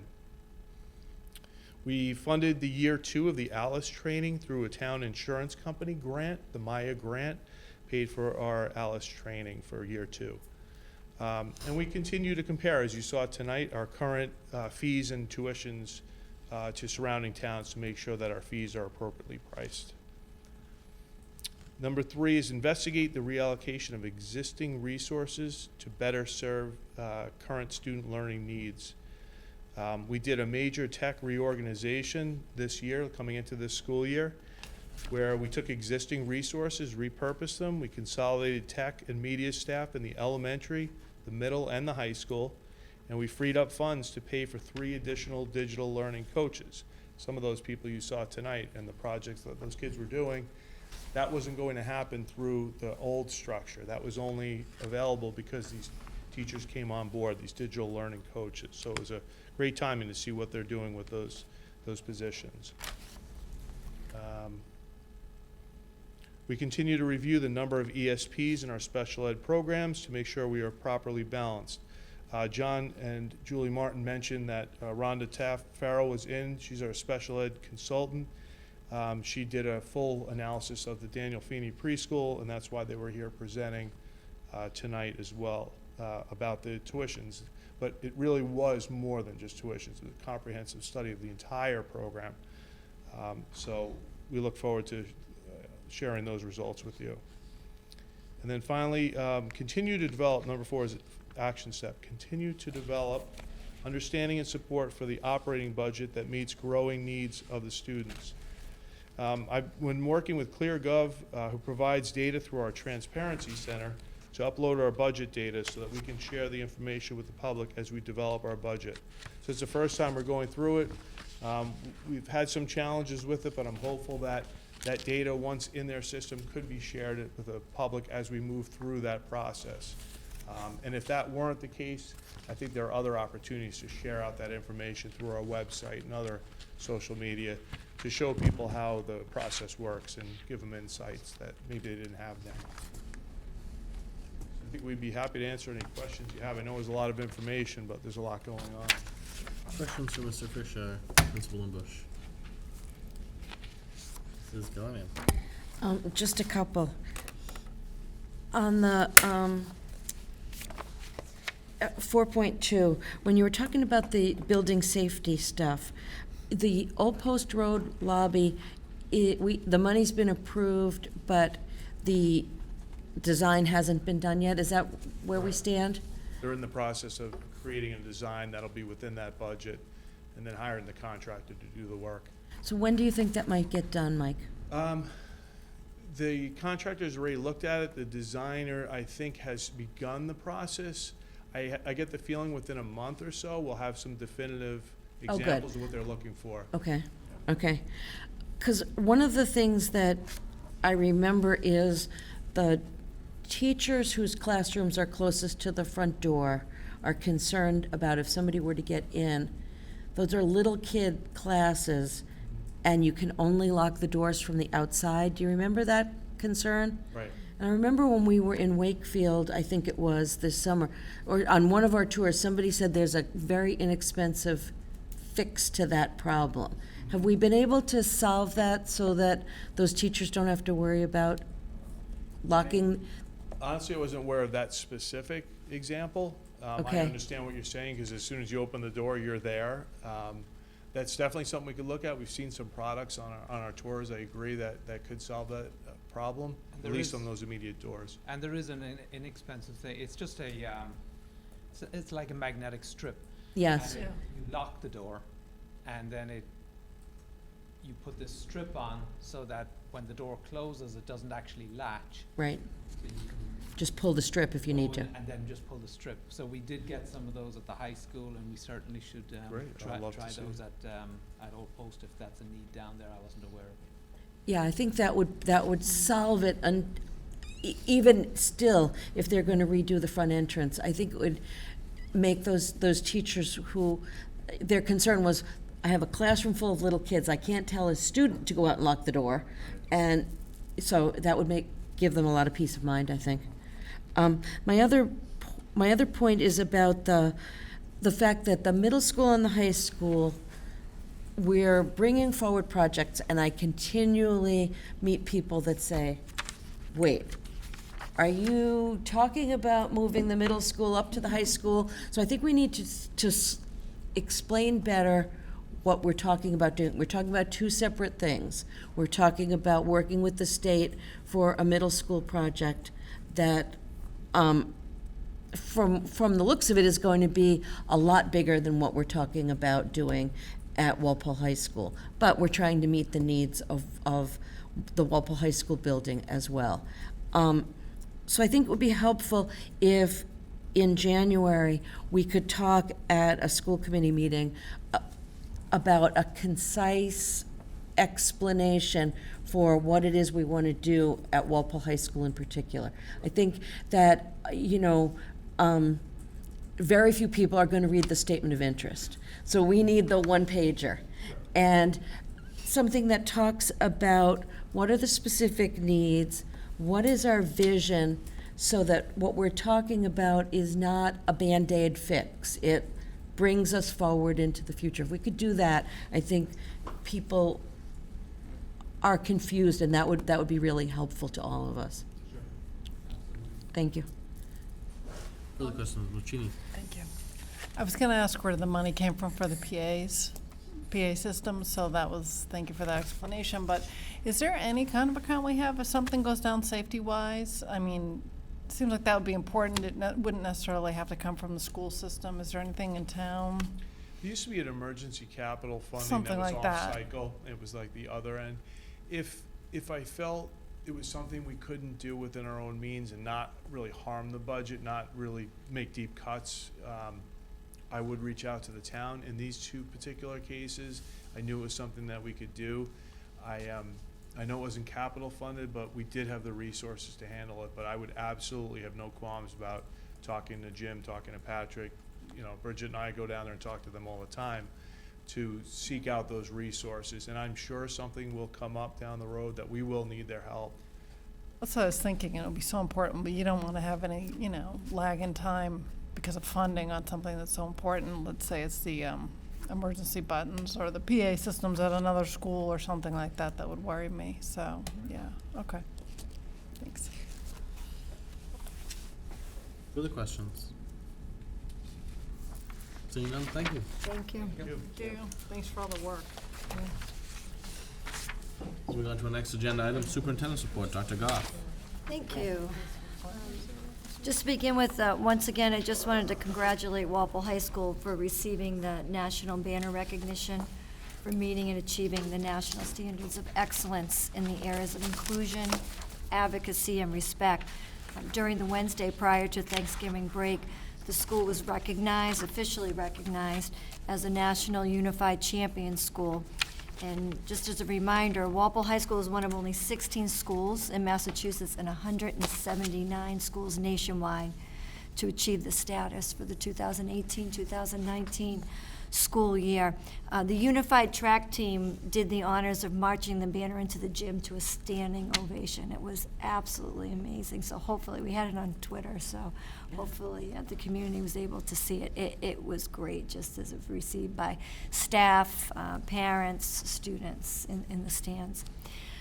We are in the process of preparing the budget for the next year, for 2020-2021, believe it or not. In addition to our budget workshop, which we held last Thursday evening with school committee, Mr. Frisha and I will be individually meeting with every leadership council member. That means principals, assistant superintendent, director of digital learning, director of student services, to discuss their goods and service budget, as well as anything else that they think may come up. So we're starting that process this week and into next week, and continuing to January. And then the budget hearings will begin in January.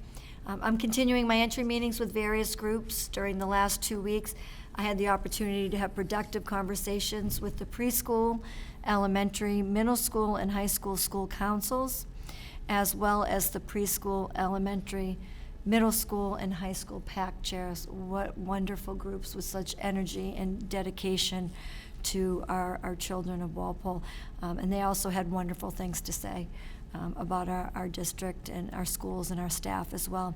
I thank them for their feedback, and I look forward to having some continued ongoing communication with them. Tomorrow's an early release day. Mr. Hahn and I, we are going to be traveling to the middle schools to start staff conversations of the middle school building project, most importantly, about the visioning process and soliciting feedback. The visioning process is really critical to our discussion, and once we hire the OPM and the designer, we're going to continue these visioning discussions with the community.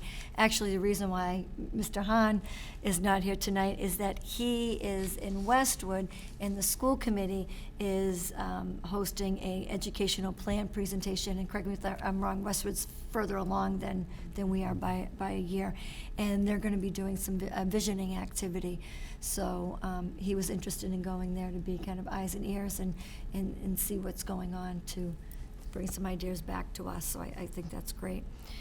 School visits this week focused on the middle schools. My continued discussions about principal goals as instructional leaders and our continued focus on teaching and learning. It was interesting, one particular class I visited was a grade 8 social studies class, which, as you know, because of the social studies change in frameworks, is now a civics course. It was interesting. I walked in, and the goals right on the board was to understand how Walpole town government works, and then to understand how town and city governments work in general. So taking their knowledge of Walpole and applying it to a larger area. And they were involved in a discussion learning about the town administrator, and then they were moving to the town clerk. And they told me as they turned around when I walked in there, they said, "Oh, Dr. Goff, last week we have already talked about the school function and school committee and the role and the school department." And then they said, so I'm giving you all a heads up tonight. They did say, by the way, you may be receiving some emails, because as part of their civics class, they're researching a problem of practice. And they may email the school committee or myself or Bill Hahn or Mike Frisha or John Quealy with any questions that they have or feedback that they have. So we may get inundated with emails. I think it's a great idea for a start of their civics projects. Other events include, last evening we had the Byrd Middle School grade 7 and 8 winter concert. Walpole High was last week. Johnson is this evening for 7th and 8th. And then next week will be all the elementary school sing-alongs, as well as the senior citizen supper, which will be held at Walpole High School. And then next Monday, I'm also looking forward to attending the Council on Aging has a networking educator group. I'm looking forward to attending that. Great. Questions for Dr. Gunn? When's the senior citizen supper will take? I want to say it is, I think it's, I didn't understand the question. the when's senior the senior? supper. Oh, The educators one is Monday, but I believe the supper is Wednesday. Wednesday. Mary Mortali always goes to those. It's Wednesday at 4. Wednesday. uh-oh. Once a month. Yeah. Great. Our food service group hosts that every Yeah. That sounds It's wonderful. It's awesome. Yeah. very good. Moving on to old business, we have the Massachusetts School Building Authority. I think we provided the update. I feel like we got a big update. Are we good? Yeah, pretty thorough. Thank you. Very good. All right, moving on. We have a Spark Kindness update. Yes, Mr. Hunt shared this with me, that Spark Kindness has officially started their community readiness and consultation phase. The Spark team meets and interviews approximately 20 community representatives to gather feedback and eventually prepare a summary in advance of our strategic planning meeting in February. Executive Director Christine Guthrie and Spark Kindness Network Coordinator Christy Shosted will be the primary contacts during this phase, and Walpole Public Schools has contacted the potential community members who will be or already have been interviewed, and the overwhelming response has been very positive. So we're on the move. Further questions on Spark Kindness? Seeing none, subcommittee activity. School Committee Leadership Council Budget Workshop held December 5th, 2019. I could just expand upon that. Briefly, just for the edification of the community, our budget cycle mirrors, we work in tandem with the town and mirrors the state's budget cycle. We begin in the month of December, where we discuss needs with our department heads and our principals. We then move into the month of January, where this year we have 3 budget hearings scheduled on the 14th, 21st, and 23rd at 7 p.m. at Walpole High School. The charter requires that the town administrator give a budget address to the community by the first week of February, and it's projected to be the last week of January. Simultaneously, the state is working on their budget, and this month, as we gather and discuss needs and projections with our own staff, the state has a hearing on projected revenue, and those revenues month over month kind of inform us as to what our state aid level would be. We watch it closely as we get into the spring to see if revenues are higher. We may be able to anticipate greater amounts of state aid, and the budget process itself begins in earnest after all of our public hearings. We then go before the Finance Committee in the month of February, and the process terminates in May's affirmative vote at town meeting after a vote from this board, after a vote from the Finance Committee, and a vote at town meeting, with a tremendous amount of opportunities for public comment along the way. We'll, as we start off the year, we'll make sure with our school committee notes, particularly on the 9th, to as well as this evening, to really kind of unpack and go over the budget timeline as well for the community, for those interested in participating and raising their concerns. Anything else on that? Excellent. Legislative. Nancy? I don't know of December anything. recess? Yeah. Yeah. Good on Pretty this good. list. Moving on from there. Citizens' comments. Seeing no citizens, I get the shrug from the back. We'll move on to approval of warrants, donations, and minutes. Ms. Denizio, would you like to? Make a motion to approve the following payroll warrants from November 14th, number 2020 PA, and from November 27th, number 2022 PA, for the amounts listed in your packets. Second. Motion by Ms. Denizio, second by Ms. Muccini. All those in favor? Opposed? Abstained? 6-0-0. I'll make a motion to approve the following accounts payable warrants from November 21st, number 220021, from November 27th, number 220022, from December 5th, number 220023, and from December 12th, number 220024, for the amounts listed in your packets. Second. Motion by Ms. Muccini, second by Ms. Syrick. All those in favor? Opposed? Abstained? 6-0-0. Moving on, gift and donation approval. Would someone like to take that? Make a motion to approve the following gifts and donations. To Bird Middle School from Covidian, donation to cover the bus for the field trip to Medtronic in the amount of $345. To Bird Middle School, Quebec Trip Scholarship, Anonymous, in the amount of $400. To Bird Middle School from Life Touch National Studios, commission in the amount of $1,859.17. To Boyden School from Life Touch National Studios, commission in the amount of $1,617.49. To Boyden School, Johnson Middle School, and Old Post Road School from Bay State Textiles Recycling in the amount of $180. To Fisher School from Life Touch National Studios, commission in the amount of $2,578.30. Johnson Middle School student fundraiser for helping homeless pets, paid to Second Chance Animal Shelter in the amount of $151. And to Old Post Road School from Life Touch National Studios, commission in the amount of $2,634.54. Second. Motion by Ms. Denizio, second by Ms. Syrick. All those in favor? Opposed? Abstained? 6-0-0. Would someone like to take approval of minutes? Ms. Muccini. I'd like to make a motion to approve the regular school committee meeting minutes for November 21st, 2019. Second. Motion by Ms. Muccini, second by Ms. Syrek. All those in favor?